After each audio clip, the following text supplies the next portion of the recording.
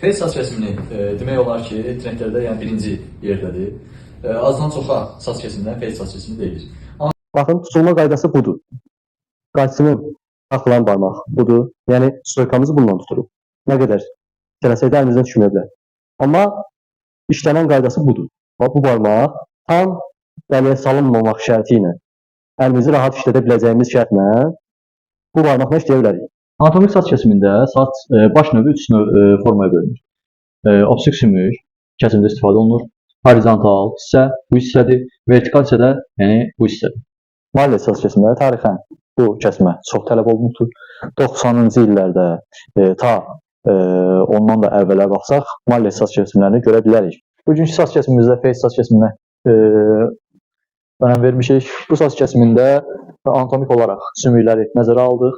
Bax, budur bizim fərqimiz. Baş formasına baxırıq, amma kəsmədən onu təsəvvür eləmək. Yəni, fərqimiz budur.